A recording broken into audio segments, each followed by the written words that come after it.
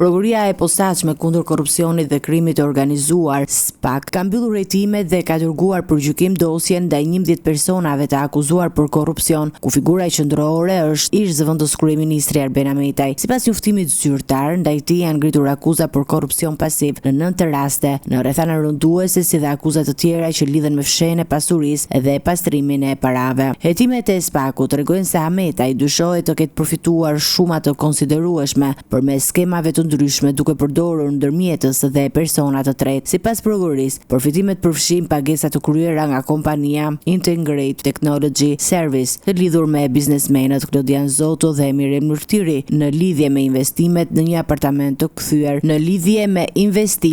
apartament me vlerë rreth 2 milion lekë gjatë viteve 2019-2020. Po ashtu, SPAK pretendon se ish zëvendës kryeministri ka përfituar rreth 440.000 euro përmes një shpikje fiktive të realizuar me ndihmën e personave të tretë. Në këtë skem përfshihen edhe përfitimet e një vile në Amadhaj me vlerë rreth 230.000 euro si dhe prona të tjera në jug të vendit. Në dosje evidentojnë gjithashtu se udhëtimet e Ametaj, familjarëve dhe personave të afërt janë mbuluar nga të pandehurit në një vlerë totale rreth 31.000 euro. Përveç korrupsionit, ndaj Ametaj të rëndon dhe akuza për refuzim për deklarim, mosdeklarim dhe deklarim të rrem të pasurive, ku përfshihen apartamente, investime dhe burime të ardhurave të padeklaruara, përfshirë edhe ato të bashkëtuese së tij. Po ashtu, ai akuzohet për pastrim të produkteve të veprës penale duke tentuar të fshehë origjinën e përfitimeve financiare. Me përfundimin e hetimeve, çështja tashmë i kalon për shqyrtim gjykatës ku pritet të nisë procesi ndaj të gjithë pandehurve.